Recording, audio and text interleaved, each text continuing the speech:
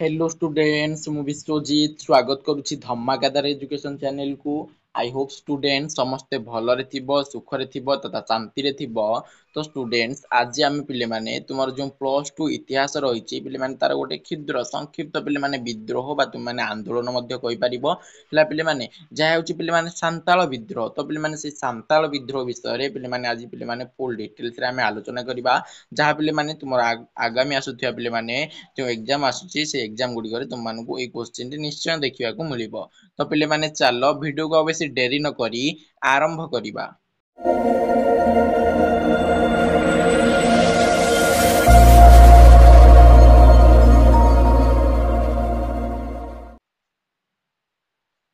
पिले माने देखो सांताल विद्रोह। तो पिले माने आज आमे सांताल विद्रोह विषय पिले माने जानिबा। पिले माने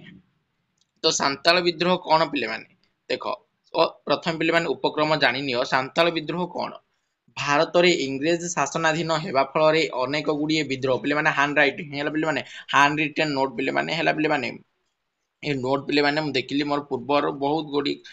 माने पिला मानकर खाता रही से पिला मानकर पिले माने खाता को संग्रह करके तुम मानक पे ए वीडियो टी बनाउछि पिले माने हेला पिले माने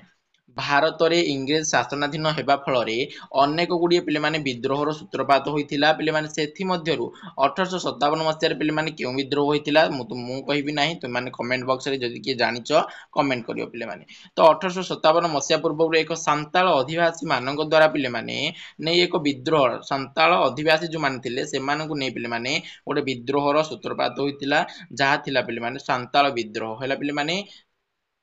बुझी पारलो कि नहीं पिले माने 1857 मसिया पूर्व पिले माने पूर्व कथा कहूँ पर नुह पिले माने अर्थात 1857 58 आड़ नुह पिले माने 56 55 53 अर्थात यही पिले माने पूर्व को है 1857 मसिया पूर्व सांताल अधिवासी मानक नहीं पिले माने गोटे विद्रोह बा गोटे आंदोलन सूत्रपात होइथिला जहार नाम पिले माने सांताल विद्रोह रखा जाई थिला पिले माने हैला पिले माने आउ कोन रही देखो सांताल माने पिले माने एबे जानिबा सांताल माने किए से माने कोन करंती से मानकर जीविका कोन हैला पिले माने सांताल माने हेउछंती पिले माने गोटे प्राचीन जनजाति संपन्न गोष्ठी पिले माने से मानकर मुख्य जीविका सॉरी पिले माने से माने मुख्य भाषा हैला लैंग्वेज थिला से मानकर पिले माने सांताली मन रखियो से माने केउ भाषा रे ताले पिले माने कथा हेउतिले सांताली भाषा रे से माने शांत प्रिय गोष्ठी रो थिले पिले माने कृषि थिला से मानकर मुख्य जीविका एतद व्यतीत से माने पशु शिकार मध्य पिले माने करूथिले से पिले माने सब जहा तुम माने आग काल मध्य पढ़िथिबो सिंधु सभ्यता मेसोपोटामिया सभ्यता हला पिले माने तो एइटी मध्य सेमिति पिले माने से माने मुख्य जीविका कृषि थिला एवं से माने तो सहित पशु शिकार पिले माने मध्य करू थिले पिले माने आ कोन पिले माने देखो ना पिले माने भारत रे इंग्रेज शासन प्रचलित हेबा फल रे पिले माने से माने अनेक गुडी असुविधार सम्मुखीन होइतिले केउ माने ना पिले माने जे सांताली भाषा कहथिबा सांताल माने पिले माने हैला पिले माने तो से सांताल माने इंग्रेज शासन प्रचलित हेबा फल रे पिले माने भारत रे हैला पिले माने से माने अनेक असुविधार सम्मुखीन होइतिले पिले माने हैला पिले माने 1803 मसिया माने जानिथिबो पिले माने भारत रे इंग्रेज शासन प्रचलित होइतिला पिले माने हां तो से बिटर पिले माने से माने पिले माने छोट नागपुर मालभूमि रे प्रथमे बसति स्थापन करी पिले माने बसवास करिवा को पिले माने बा बसवास पिले माने करूथिले पिले माने केउ माने ना पिले माने एई जो सांताल माने पिले माने केउठी प्रथमे बसवास करूथिले पिले माने सांताल माने पिले माने जो रही हमर छोटनागपुर मालभूमि रे पिले माने बसवास करूथिले छोटनागपुर मालभूमि पिले माने तुम जानिथिबो कि हमर जो ओडिसा रहिछि ओडिसा रे पिले माने ओडिसा को चारि गोटी बॉर्डर शेयर करछन्ती राज्य जेमिति कि पश्चिम बंग झारखंड छत्तीसगढ़ आंध्र प्रदेश तो पिले माने हमर जो झारखंड रहिछि से झारखंड रे पड़े पिले माने ए छोटनागपुर मालभूमि जहा पिले माने भारतर जदि आमे देखिबा भारतर उत्तर पूर्व दिगरे रहिछि छोटनागपुर मालभूमि तो पिले माने प्रथमे सेई ठारे पिले माने से जो छोटनागपुर मालभूमि थिला सेठारे पिले माने ए सांताली माने बसवास करथिले पिले माने आ गोटे कथा मन रख लॉर्ड कॉर्नवालिस को चिरस्थायी बंदोबस्त फल रे सेमानकर जमी गुडी को पिले माने इंग्लिश सरकार को हस्त को पिले माने चली जाइथिला हैला पिले माने तो माने वेरी वेरी इंपोर्टेंट क्वेश्चन पिले माने हमर जो रहिछि पिले माने चिरस्थायी बंदोबस्त किए प्रचलन करथिले पिले माने ना पिले माने लॉर्ड कॉर्नवालिस किए पिले माने लॉर्ड कॉर्नवालिस प्रचलित करथिले सेही चिरस्थायी बंदोबस्त फल पिले माने सांताली मानकर अनेक गुडी जमी का हस्त को चली जाइथिला ना पिले माने इंग्लिश सरकार मानक हस्त को चली जाइथिला ହେଲା ପିଲାମାନେ ଏତଦ୍ ବ୍ୟତୀତ ସେମାନେ ଜମିଦାର ମାନଙ୍କ ମଧ୍ୟ ପିଲାମାନେ ଜମିଦାର ମଧ୍ୟ ସରକାରଙ୍କୁ ପ୍ରଦାନ କରିଥିଲେ ହେଲା ପିଲାମାନେ ଜମି କର ସରି ପିଲାମାନେ ଜମି କର ଲେଖା ହେଇଛି ଏଠି ଦେଖିପାରୁଥିବ ଏତଦ୍ ବ୍ୟତୀତ ସେମାନେ ଜମି କର ମଧ୍ୟ ଏଇରେ ତ ତାଙ୍କର ଜମି କିଛି ଜମି ସରକାରଙ୍କୁ ପଡିଲା ବଳକାଂଶ ଜମିରେ ସେମାନେ ଯେଉଁ ଚାଷ କରୁଥିଲେ ସେଇଠୁ ଯାହା ସଞ୍ଚୟ ହେଉଥିଲା ବା ଉତ୍ପାଦିତ ହେଉଥିଲା ବା ଅମଳ ହେଉଥିଲା ସେଠୁ ନିଜେ କିଛି ରଖି ଆଉ କିଛି କର ରୂପେ ମଧ୍ୟ ସରକାରଙ୍କୁ ପ୍ରଦାନ କରୁଥିଲେ ବହୁତ ଦୁଃଖ ପିଲାମାନେ ପରବର୍ତ୍ତୀ ଦେଖ ପିଲାମାନେ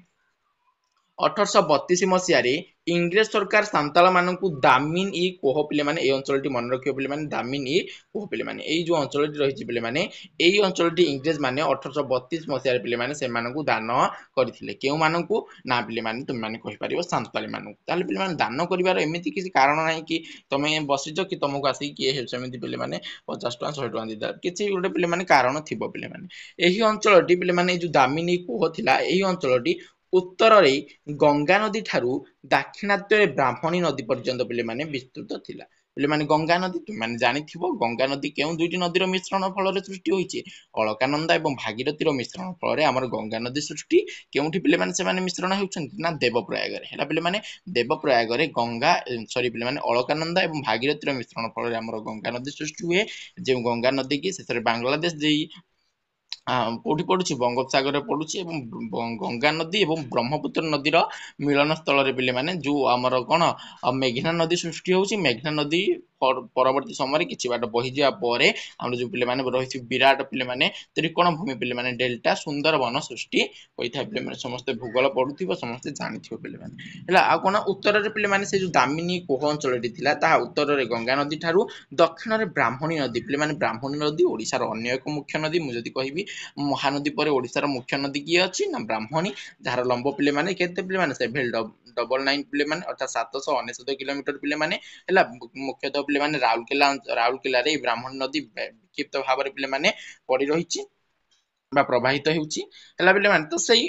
ଗଙ୍ଗା ନଦୀ ପିଲାମାନେ କେଉଁଠୁ ବାହାରିଛି ଜାଣିଛ କି ନାହିଁ उत्तराखंड पिलाମାନେ ହେଲା ପିଲାମାନେ ଗଙ୍ଗୋତ୍ରୀ ନାମକ ଏକ ତୁଷାର ସ୍ରୋତ ଗୋମୁଖ ନାମକ ଜାଗା ହେଲା ପିଲାମାନେ ଗଙ୍ଗୋତ୍ରୀ ତୁଷାର ସ୍ରୋତରୁ ବାହାରିଛି ତ ପିଲାମାନେ ସେଇ ଗଙ୍ଗା ନଦୀ ଠାରୁ ଦଳକୁ ଯଦି ଆମେ ଦେଖିବା ଓଡିଶାରେ ଥିବା ବ୍ରାହ୍ମଣୀ ନଦୀ ପର୍ଯ୍ୟନ୍ତ ଏଇ ଦାମିନୀ କୋହ ଅଞ୍ଚଳକୁ କେଉଁମାନଙ୍କୁ ଦିଆଯାଇଥିଲା ନା ପିଲାମାନେ ସେ ସାନ୍ତାଳ ମାନଙ୍କୁ ଦିଆଯାଇଥିଲା ଏହି ଅଞ୍ଚଳଟି ନଦୀ ଉପତ୍ୟକାରେ ଅବସ୍ଥିତ ଥିବାରୁ ଏଇ ଦାମିନୀ କୋହ ଅଞ୍ଚଳଟି ନଦୀ ଉପତ୍ୟକାରେ ଅର୍ଥାତ ନଦୀ ନିକଟରେ ହେଲା ପିଲାମାନେ କୂଳ କୂଳରେ ଥିବା ନଦୀ ଉପକୂଳରେ ଯାହାକୁ ଆମେ କହୁଛେ ହେଲା ପିଲାମାନେ ସେଇ ଉପକୂଳରେ ଅବସ୍ଥିତ ଥିବାରୁ ଅତ୍ୟନ୍ତ ଉର୍ବର ଥିଲା ପିଲାମାନେ ତୁମେ ଜାଣିଥିବ ପିଲାମାନେ ନଦୀ ଉପକୂଳସ୍ଥ ଅଞ୍ଚଳ ପିଲାମାନେ ଉର୍ବର ଅଞ୍ଚଳ ବା ସେଇଠାରେ ଯୋଉ ମୂର୍ତ୍ତିକା ଦେଖାଯାଏ ପିଲାମାନେ ଉର୍ବର ମୂର୍ତ୍ତିକା ଯେଉଁଥିରେ ଚାଷ ବାସ ଭଲ ହୋଇଥାଏ ଅମଳ ମଧ୍ୟ ଭଲ ହୋଇଥାଏ ସେଇ ଜଙ୍ଗଲକୁ ପିଲାମାନେ ସଫା କରି ସାନ୍ତାଳ ମାନେ ସେଠି ବସବାସ କରିବାକୁ ଲାଗିଲେ ପିଲାମାନେ ହେଲା ପିଲାମାନେ ଯେହେତୁ ଦାନ କରିଛନ୍ତି ଦାମିନୀ କୋହ ଅଞ୍ଚଳକୁ କେଉଁମାନେ ଇଂରେଜ ମାନେ ସାନ୍ତାଳ ମାନଙ୍କୁ ତ ସେମାନେ ସେଇ ଦାମିନୀ କୋହ ଅଞ୍ଚଳକୁ ରଖି ସେଇ ଜାଗାଟାକୁ ଛାଡି ଯେଉଁଠି ରହୁଥିଲେ ପୂର୍ବରୁ ଆସି ସେଇଠି ରହି କଣ କଲେ ନା ସେଇ ଜାଗାରେ ଯାହା ଜଙ୍ଗଲ ଫଙ୍ଗଲ ଥିଲା ନଦୀ କୂଳେ କୂଳେ ସେଇ ଦାମିନୀ କୋହ ଅଞ୍ଚଳରେ ଯଦି କୌଣସି ଜଙ୍ଗଲ ଥିଲା ତାକୁ ସଫା କରି ସେଠି ବସବାସ କଲେ ଏବଂ ଚାଷବାସ ମଧ୍ୟ କରିଥିଲେ ଦେଖ କଣ ତାପରେ କଣ ରହିଲା ପିଲାମାନେ ଇଂରେଜ ସରକାର ଏହି ଅଞ୍ଚଳକୁ ସାନ୍ତାଳ ମାନଙ୍କୁ ଦାନ କରିବାର ମୁଖ୍ୟତଃ ପିଲାମାନେ ଦୁଇଟି ଏଠି ଦେଖ ଦାନ କରିବାର ମୁଖ୍ୟତଃ ଦୁଇଟି କାରଣ ଥିଲା ଇଂରେଜ ମାନଙ୍କର ପ୍ରଥମଟି ତାଙ୍କର ଯୋଉ ଥିଲା ପିଲାମାନେ ଇଷ୍ଟ ଇଣ୍ଡିଆ କମ୍ପାନୀର ଲାଭ ଏବଂ ଅନ୍ୟଟି ଖ୍ରୀଷ୍ଟ ଧର୍ମର ପିଲାମାନେ ପ୍ରଚାର ପିଲାମାନେ କଣ ପିଲାମାନେ ଅନ୍ୟଟି ହେଲା ପିଲାମାନେ ଖ୍ରୀଷ୍ଟ ଧର୍ମର ପ୍ରଚାର ହେଲା ପିଲାମାନେ ପରବର୍ତ୍ତୀ ସମୟରେ ଏହି ଅଞ୍ଚଳରେ ଅମଲା ଦାରୋଗା ଜମିଦାର ଅର୍ଥାତ ପିଲାମାନେ ସେଇ ସମୟରେ ଯୋଉ ପିଲାମାନେ ଶାସକ ହେଲା ପିଲାମାନେ ସରି ଶାସକ କହୁଛି ଶାସକ ଗୋଷ୍ଠୀ ଏମାନେ ସବୁ ପିଲାମାନେ ଶାସନ କରୁଥିଲେ ପିଲାମାନେ ହେଲା ପିଲାମାନେ ଯେଉଁମାନେ ପ୍ରଜା ମାନଙ୍କୁ ଇଂରେଜ ମାନେ ତ ମୁଖ୍ୟ ରହିଲେ ତା ତଳେ ପିଲାମାନେ ଯେଉଁମାନେ ସବୁ କୁଜି ମାନେ ଥିଲେ କୁଜି ଯେମିତି ଜାଣିଥିବ ଜଣେ ତ ମୁଖ୍ୟ ନେତା ତା ତଳେ ଯିଏ ରହେ ପିଲାମାନେ କୁଜି ନେତା ତ ପିଲାମାନେ ଏଇଭଳି ପିଲାମାନେ ଅମଲା ଦରୋଗା ହେଲା ପିଲାମାନେ ଜମିଦାର ଏମାନେ ପିଲାମାନେ ପ୍ରବେଶ କରି କେଉଁଠି ଦାମିନୀ କୋହ ଅଞ୍ଚଳରେ ସାନ୍ତାଳ ମାନଙ୍କର ଯୋଉ ପିଲାମାନେ ଶାନ୍ତିପୂର୍ଣ୍ଣ ଜୀବନ ଥିଲା ସେଥିରେ ପିଲାମାନେ ବ୍ୟାଘାତ ସୃଷ୍ଟି କରିଥିଲେ ପରବର୍ତ୍ତୀ ସମୟରେ ସେଠି ଯୋଉ ଦାମିନୀ ସେମାନେ ତ ସାନ୍ତାଳ ମାନେ ଯେଉଁଠି ରହୁଥିଲେ ସେଇ ଜାଗା ଛାଡିକି ପଳେଇ ଆଇଲେ ଯେଉଁ ଦାମିନୀ କୋହ ଅଞ୍ଚଳରେ ରହିଲେ ପିଲାମାନେ ସେଇଠି କେହି ନାହାନ୍ତି ଜମିଦାର ତ ତାଙ୍କୁ କର ଫର କିଛି ଦେବାକୁ ପଡୁନଥିଲା କିନ୍ତୁ ସେଇଠି ଜମିଦାର ମାନେ ଆସିଯିବା ଫଳରେ ସେମାନଙ୍କୁ କର ଦେବାକୁ ପଡିଲା ବା ତାଙ୍କର ଶାନ୍ତିପୂର୍ଣ୍ଣ ଜୀବନ ବ୍ୟାଘାତ ହେଲା ପିଲାମାନେ ସାନ୍ତାଳ ବିଦ୍ରୋହର କେତେକ ମୁଖ୍ୟ କାରଣ ମାନ ରହିଛି ପିଲାମାନେ ଯାହା ପିଲାମାନେ ନିମ୍ନରେ ଦର୍ଶାଗଲା ତୁମେ ମଧ୍ୟ ପିଲାମାନେ ଯେତେବେଳେ ପରୀକ୍ଷାରେ ଲେଖୁଛ ଏମିତି ପିଲାମାନେ ଲେଖିବ ହେଲା ପିଲାମାନେ ଦେଖ ପ୍ରଥମ କାରଣ ଆମେ ଦେଖିବା ପିଲାମାନେ ଅର୍ଥନୈତିକ କାରଣ କଣ ପିଲାମାନେ ହେଲା ପିଲାମାନେ ଅର୍ଥନୈତିକ କାରଣ ଦେଖିବା ପିଲାମାନେ ଇକୋନୋମିକ ଫ୍ୟାକ୍ଟର୍ସ ପିଲାମାନେ କଣ ରହିଛି ମହାଜନ ମାନଙ୍କର ଅର୍ଥନୈତିକ ଶୋଷଣ ଥିଲା ପିଲାମାନେ। ମହାଜନ ମାନେ ଯୋଉ ଥିଲେ ପିଲାମାନେ ସେମାନେ ଅର୍ଥନୈତିକ ଦୃଷ୍ଟିରୁ ପିଲାମାନେ ସାନ୍ତାଳ ମାନଙ୍କୁ ବା ପ୍ରତ୍ୟେକ ଲୋକଙ୍କୁ ଶୋଷଣ କରୁଥିଲେ। ଏହି ବିଦ୍ରୋହର ଅନ୍ୟତମ କାରଣ ହେଉଛି ପିଲାମାନେ ଏହା ପିଲାମାନେ କଣ ନା ମହାଜନ ମାନଙ୍କର ଅର୍ଥନୈତିକ ଶୋଷଣ। ମହାଜନ ମାନେ ସାନ୍ତାଳ ମାନଙ୍କୁ ପିଲାମାନେ ଋଣ ଦେଉଥିଲେ ଏବଂ ସେମାନଙ୍କର ଅଜ୍ଞାତାର ପିଲାମାନେ ଅଜ୍ଞତା ଯୋଉ ରହିଛି ଅଜ୍ଞତାର ସୁଯୋଗ ନେଇ ସେମାନଙ୍କୁ ଶୋଷଣ କରୁଥିଲେ। ଜଣେ ମୂର୍ଖକୁ ଜଣେ ଋଣ ଦଉଛି ପଇସା ଦଉଛି ସେଇ ମୂର୍ଖ ଯିଏ ନେଇଛି ସେ ଆଉ କଣ ଜାଣୁଛି କି ପିଲାମାନେ ଏତେ ଟଙ୍କା ମୁଁ ଆଣିଥିଲି ଏତେ ଟଙ୍କା ସୁଧରେ ଦେବି ସେ ସେତେ ପିଲାମାନେ ଜାଣୁନାହାନ୍ତି। ତ ସେଇ ଅଜ୍ଞାତର ଯୋଉ ସୁଯୋଗ ଉଠାଇ ପିଲାମାନେ ଯେଉଁ ପିଲାମାନେ ରହିଛି ନିର୍ବୋଧପଣ ସେ ନିର୍ବୋଧପଣର ସୁଯୋଗ ଉଠାଇ ପିଲାମାନେ ଏଇ ଯୋଉ ଜମିଦାର ମାନେ ଥିଲେ ବା ମହାଜନ ମାନେ ଥିଲେ ଏମାନେ ପିଲାମାନେ ସେମାନଙ୍କୁ ଶୋଷଣ କରୁଥିଲେ। ଯେଉଁ ସାନ୍ତାଳ ମାନେ ନିଜର ଜମି ବନ୍ଧା ରଖି ଋଣ ନେଉଥିଲେ ହେଲା ପିଲାମାନେ ଯେମିତି ବନ୍ଧା ରଖିକି ମୋର ଏଇ ଜମିଟା ଆପଣଙ୍କ ନିକଟରେ ବନ୍ଧା ରହିଲା ଆପଣ ମତେ ଏତିକି ଟଙ୍କା ଦେଇଥାନ୍ତୁ ଏଇଭଳି ଭାବରେ ଯେଉଁମାନେ ଋଣ ନେଉଥିଲେ ସେମାନଙ୍କର ଜମିକୁ ମହାଜନ ମାନେ ଆଉ ଫେରସ୍ତ କରୁ ନଥିଲେ ପିଲାମାନେ ହେଲା ପିଲାମାନେ ସେମାନେ ଦେଇଛୁ ମାନେ ଜମି ଗଲା ଆଉ ମିଳିବ ନାହିଁ ପିଲାମାନେ। ତାହେଲେ କଣ ହେଉଥିଲା ନା ଅନ୍ୟ ପକ୍ଷରେ ଇଂରେଜ ମାନଙ୍କ ଶାସନ ନୀତି ଥିଲା ପିଲାମାନେ ଏଇଭଳି ତ ପିଲାମାନେ ମହାଜନ ମାନେ ଶୋଷଣ କଲେ। ଅନ୍ୟ ପକ୍ଷରେ ଯଦି ଆମେ ଦେଖିବା ଇଂରେଜ ମାନଙ୍କ ଶାସନ ନୀତି ଥିଲା ପିଲାମାନେ ଅତ୍ୟନ୍ତ ଜଟିଳ। ସାନ୍ତାଳ ମାନେ ମହାଜନ ମାନଙ୍କର ଋଣ ପରିଶୋଧ କରି ନ ପାରି ପିଢି ପରେ ପିଢି ଅର୍ଥାତ ପିଲାମାନେ ବାପା ତାପରେ ତା ପୁଅ ଏଇଭଳି ଭାବରେ ପିଲାମାନେ ମହାଜନ ମାନଙ୍କର ପିଲାମାନେ ଦାସ ଅର୍ଥାତ ଯାହାକୁ ଆମେ ଚାକର କହିଥାଉ ଚାକର ରୂପେ ପିଲାମାନେ କାର୍ଯ୍ୟ କରୁଥିଲେ ପିଲାମାନେ ହେଲା ପିଲାମାନେ ଏମିତିରେ ଋଣ ପ୍ରଦାନ କରୁଥିଲେ ସେମାନେ ଜମି ବନ୍ଧା ରଖି ଋଣ ନେଉଥିଲେ ଋଣ ତ ଆଉ ପରିଶୋଧ କରିପାରୁନଥିଲେ ଅର୍ଥାତ ଫେରାଇ ପାରୁନଥିଲେ ଜମି ଗଲା ଏବଂ ପିଲାମାନେ ତମେ ସେଇ ଋଣ ଦେଇନ ଯେହେତୁ ତମେ ତାଙ୍କ ନିକଟରେ ଖଟିବ ପିଲାମାନେ ଏମିତି ପିଢି ପରେ ପିଢି ତମ ପରେ ତମ ପୁଅ ଏମିତି ପିଲାମାନେ ଖଟୁଥିଲେ। ସାନ୍ତାଳ ମାନେ ସେମାନଙ୍କର ଜମି ହରାଇବା ସହିତ ନିଜର ଅଧିକାର ପିଲାମାନେ ମଧ୍ୟ ହରାଇଲେ। ପିଲାମାନେ ବର୍ତ୍ତମାନ ସମୟରେ ଯେମିତି ତୁମର ବହୁତ ଗୁଡିଏ ଅଧିକାର ରହିଛି ଯେମିତି ଆମେ ଯଦି ଦେଖିବା ପିଲାମାନେ ଆମର ପଲିଟି ବା ରାଜନୀତି ବିଜ୍ଞାନ ଅନୁଯାୟୀ ପିଲାମାନେ ଗୋଟିଏ ନାଗରିକର ପିଲାମାନେ କିଛି ମୌଳିକ ଅଧିକାର ରହିଛି। କେତେ ଗୋଟି ମୌଳିକ ଅଧିକାର ରହିଛି ତମେ କହିବ ଆଗରୁ 7 ଗୋଟି ଥିଲା ବର୍ତ୍ତମାନ ସମ୍ପତ୍ତିଗତ ଅଧିକାର ବା ସମ୍ପତ୍ତିଗତ ଅଧିକାର ଉଠି ଯାଇଛି ଯାହା ଫଳରେ ବର୍ତ୍ତମାନ 6 ଗୋଟି ମୌଳିକ ଅଧିକାର ଅଛି। ସେଇ 6 ଗୋଟି ମୌଳିକ ଅଧିକାର ପିଲାମାନେ ଗୋଟେ ନାଗରିକ ପିଲାମାନେ ଗୋଟେ ସୁସ୍ଥ ନାଗରିକ ଅର୍ଥାତ ସମାଜରେ ବଞ୍ଚି ରହିବା ନିମନ୍ତେ ପିଲାମାନେ କିଛି ପିଲାମାନେ ଯେମିତି ବାଧା ନ ହୁଏ ପିଲାମାନେ ସେଇ ଅଧିକାର ପ୍ରଦାନ କରିଥାଏ ହେଲା ପିଲାମାନେ। ତ ପିଲାମାନେ ଗୋଟେ ଆମର ଯେମିତି ଅଧିକାର ରହିଛି କି ଆମେ ଏଇଟା କରିପାରିବା ଆମେ ଏଇ ବାଟ ଦେଇକି ଯାଇପାରିବା ହେଲା ପିଲାମାନେ ଯାହା ଫଳରେ ସେମାନଙ୍କର ପିଲାମାନେ ଆଉ ସେଇ ଅଧିକାର ରହିଲା ନାହିଁ ସେମାନେ ସେଇ ସବୁ ହରାଇ ବସିଲେ ପିଲାମାନେ ଯାହା ଫଳରେ ସେମାନେ ମହାଜନ ମାନଙ୍କ ଉପରେ ପିଲାମାନେ କ୍ରୋଧିତ ବା ରାଗି ଯାଇଥିଲେ ପିଲାମାନେ।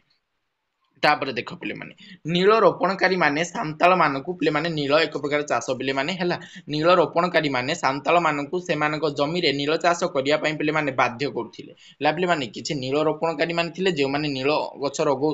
ପିଲାମାନେ ଲଗାଉଥିଲେ ସେମାନେ କଣ କରୁଥିଲେ ସାନ୍ତାଳ ମାନଙ୍କୁ ବାଧ୍ୟ କରୁଥିଲେ ତମେ ମାନେ ମଧ୍ୟ ତମ ଚାଷ ଜମି ଯୋଉ ରହିଛି ସେଇଠି ନୀଳ ଚାଷ କରିବ ବାଧ୍ୟ ତମମାନଙ୍କୁ। ଏପରିକି ନୀଳ ଚାଷ କରିବା ଦ୍ୱାରା ଜମିର ଉର୍ବରତା ନଷ୍ଟ ହେଉଥିଲା ଯାହା ଫଳରେ ସେମାନେ ଅତ୍ୟାଚାର ଶିକାର ହେଉଥିଲେ ଫଳସ୍ୱରୂପ ସେମାନଙ୍କର ଇଂରେଜ ବିରୋଧୀ ମନୋଭାବ ସୃଷ୍ଟି ହେଲା ପିଲାମାନେ। ତ ପିଲାମାନେ ଏଇ ଯୋଉ ନୀଳ ରୋପଣକାରୀ ମାନେ ଥିଲେ ଏମାନେ ନିଶ୍ଚୟ ପିଲାମାନେ ଇଂରେଜ ମାନେ ଥିଲେ ସେଇ ନୀଳ ରୋପଣକାରୀ ମାନେ ହେଲା ପିଲାମାନେ କଣ କହୁଥିଲେ ନା ତମେ ମାନେ ତମ ଜମିରେ ନିଶ୍ଚୟ ପିଲାମାନେ ନୀଳ ଚାଷ କରିବ। ଏମାନେ କିନ୍ତୁ ନୀଳ ଚାଷ କଲେ କଣ ହେବ ଜମିର ଉର୍ବରତା ପିଲାମାନେ ଯେଉଁମାନେ ନୀଳ ଚାଷ ବିଷୟରେ ଟିକେ ଜାଣିବାକୁ ଚାହୁଁଛ ପିଲାମାନେ ସର୍ଚ୍ଚ କରିକି ପିଲାମାନେ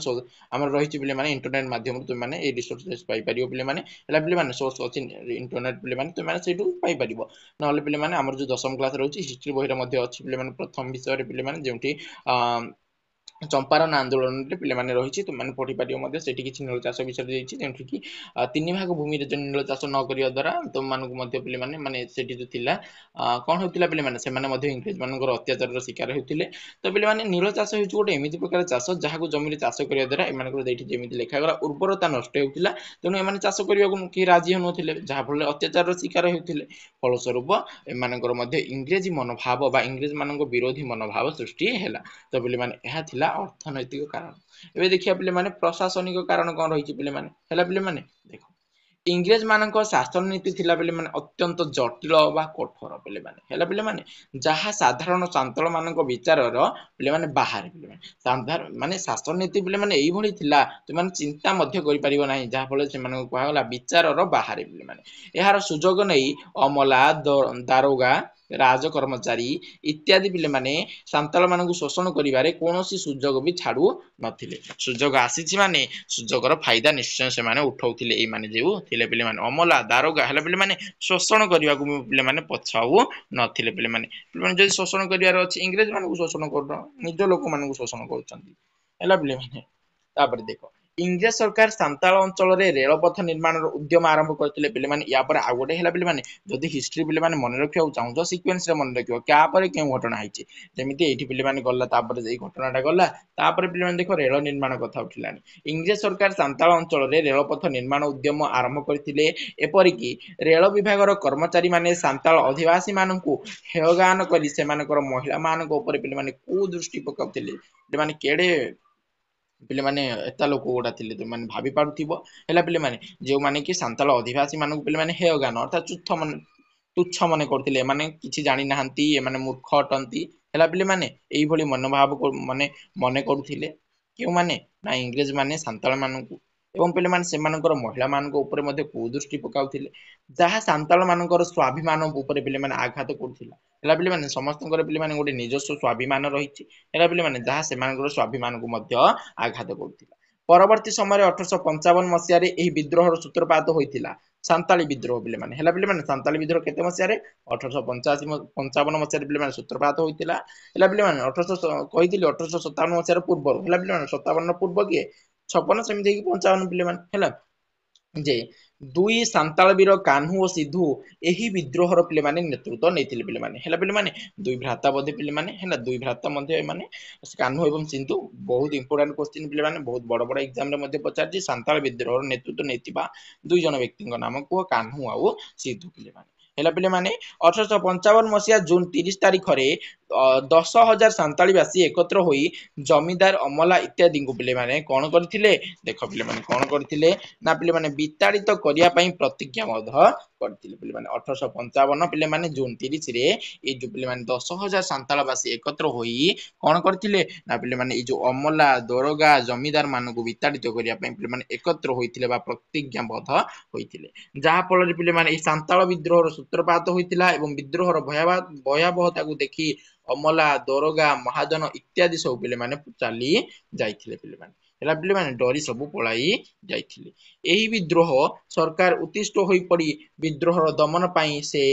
ବ୍ରିଗେଡିୟର ଜେନେରାଲ ନିୟତକୁ ପିଲାମାନେ ନିର୍ଦ୍ଦେଶ ଦେଇଥିଲେ ପିଲାମାନେ। ଯିଏ ଜେନେରାଲ ନିୟତ ଥିଲେ ପିଲାମାନେ ତାଙ୍କୁ ନିର୍ଦ୍ଦେଶ ଦିଆଗଲା କି ତମେ ଯାଅ এই ବିଦ୍ରୋହକୁ ପିଲାମାନେ ଶାନ୍ତ କର ବା ଲୋକମାନଙ୍କୁ ଶାନ୍ତ କର, ଦମନ କର এই ବିଦ୍ରୋହକୁ, ସେମାନେ ଆଗକୁ ବଢିବାକୁ ଦିଅ ନାହିଁ। ସାନ୍ତାଳ ମାନଙ୍କୁ ଆତ୍ମସମର୍ପଣ କରିବା ପାଇଁ ସେ ନିର୍ଦ୍ଦେଶ ଦେଇଥିଲେ ଏବଂ ପରବର୍ତ୍ତୀ ସମୟରେ ସେ ସାମରିକ ବାହିନୀ ମୁତୟନ କରିଥିଲେ, ଯାହା ଫଳରେ ବିଦ୍ରୋହ ଦମନ ହୋଇଥିଲା। ଏମାନଙ୍କୁ ପ୍ରଥମେ ଯୋଉ ବ୍ରିଗେଡିୟର ନିୟତ ଯାଇ କହିଥିଲେ ତୁମମାନେ ଶାନ୍ତ ହୁଅ ବା ତୁମମାନେ କଣ କର ପିଲାମାନେ ନା ଆତ୍ମସମର୍ପଣ କରିନିଅ। ସାନ୍ତାଳ ମାନେ କହୁଛନ୍ତି ତୁମମାନେ ମୋ ନିକଟରେ ଆତ୍ମସମର୍ପଣ କର, ସେମାନେ ମାନି ନଥିବେ। ଏମାନେ ସାମରିକ ବାହିନୀ ନେଇକି ପିଲାମାନେ, ସାମରିକ ବାହିନୀ ବୁଝିପାରୁଛ କି ନାଇଁ କଣ, ସୈନ୍ୟ ସାମନ୍ତ ଇତ୍ୟାଦିକୁ ନେଇ ମାନେ ଅର୍ଥାତ ପିଲାମାନେ ତାଙ୍କ ପାଖରେ ଯାହା ସବୁ ଅସ୍ତ୍ର ଥିଲା ଅସ୍ତ୍ରଶସ୍ତ୍ର ଇତ୍ୟାଦି ନେଇ ଯିବା ଫଳରେ ସେଇ ବିଦ୍ରୋହ ଶାନ୍ତ ହୋଇଥିଲା। ପରବର୍ତ୍ତୀ ସମୟରେ ଇଂରେଜ ସରକାର ସାନ୍ତାଳ ମାନଙ୍କର ବିଭିନ୍ନ ସମସ୍ୟାର ସମାଧାନ କରାଗଲା। 1855 ସାନ୍ତାଳ ଅଞ୍ଚଳ ସାନ୍ତାଳ ପରଗଣା ନାମରେ ପିଲାମାନେ ପ୍ରସିଦ୍ଧ ଲାଭ